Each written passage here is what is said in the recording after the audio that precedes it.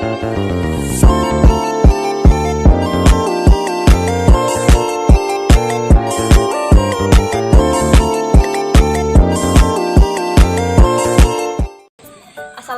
teman-teman, salam sejahtera bagi kita semua, Shalom. Perkenalkan, nama saya Rismayanti Keli dengan NIM 2023-73157. Saya adalah mahasiswa program studi teknik sipil Fakultas Teknik Universitas Patimura Ambon. Pada kesempatan ini saya akan menjelaskan tentang materi penting dari mata kuliah Mekanika Tanah, yaitu pemadatan tanah.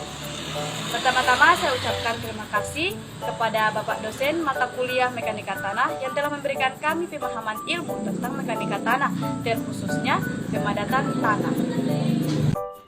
Apa sih pemadatan tanah itu? Bagaimana prosesnya? Dan alat apa saja yang digunakan dalam memadatkan tanah? Nah, sebelum itu, ada 5 detik spesial untuk teman-teman untuk like video ini dan berikan saran dan tanggapan teman-teman di kolom komentar, dan bagi video ini ke teman-teman yang lain supaya mereka juga tahu apa itu pemadatan tanah. Nah, teman-teman tahu nggak, sebelum suatu konstruksi bangunan dibangun di atas suatu lahan, perlu ada persiapan-persiapan. Salah satunya adalah melakukan pemadatan tanah. Pemadatan tanah adalah proses yang terjadi ketika partikel-partikel tanah saling menekan sehingga mengurangi ruang pori di antara partikel-partikel tersebut. Seperti yang kita ketahui bersama teman-teman, pada umumnya bangunan berdiri di atas tanah. Tanah menjadi penerima beban utama dari semua beban pada suatu bangunan. Untuk itu, pemadatan tanah sangat penting pada konstruksi karena pemadatan tanah meningkatkan kekuatan dan kestabilan tanah sehingga mengurangi kegagalan pada suatu proyek, seperti penurunan lantai kerja dan retak pada dinding, dan masih banyak lainnya. Oke, lanjut.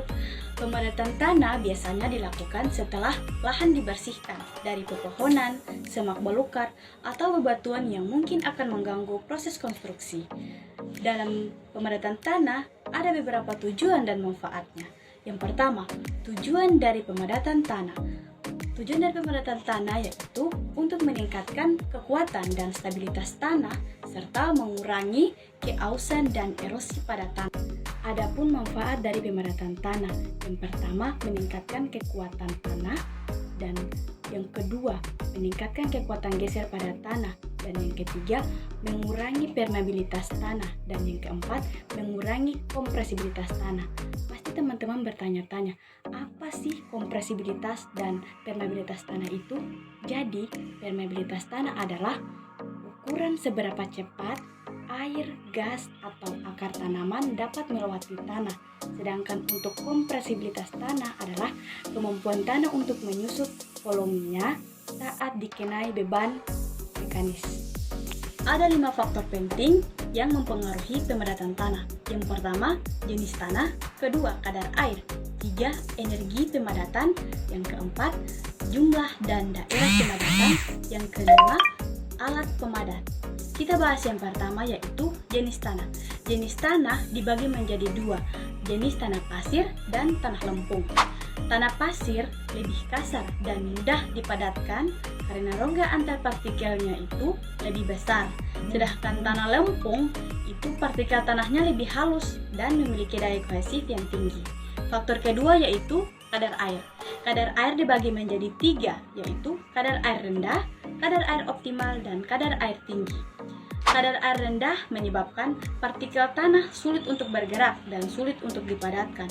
Sedangkan kadar air optimal, air bertindak sebagai pelumas, membantu partikel tanah bergerak dan mengisi rongga-rongga dalam tanah. Untuk kadar air tinggi, kondisi ini menyebabkan tanah terlalu basah dan air mengisi semua rongga-rongga sehingga mencegah partikel tanah saling mendekat. Untuk faktor ketiga yaitu faktor pemadatan. Faktor pemadatan ini dibagi menjadi 2, yaitu energi tidak cukup dan energi cukup. Energi tidak cukup adalah pemadatan yang tidak efektif sehingga rongga udara masih banyak tersisa. Untuk yang kedua yaitu energi cukup. Itu partikel tanah terdorong rapat. rongga udara berkurang dan kepadatan meningkat. Untuk faktor yang keempat yaitu jumlah lapisan yang dipadatkan. Lapisan yang tebal akan menyebabkan melibatkan energi yang lebih besar dan waktu yang lebih lama untuk mencapai kepadatan yang diinginkan. Sedangkan untuk lapisan tipis memudahkan proses pemadatan dan menghasilkan kepadatan yang lebih merata. Faktor yang kelima yaitu alat pemadat. Setiap alat memiliki karakteristik dan kemampuan pemadatan yang berbeda-beda. Alat yang lebih berat menyebabkan tekanan yang lebih besar dan menghasilkan kepadatan yang lebih tinggi. Intinya, untuk mencapai hasil pemadatan yang optimal, perlu diperhatikan kombinasi yang tepat antara jenis tanah, kadar air, energi pemadatan, jumlah lapisan, dan alat pemadat yang digunakan.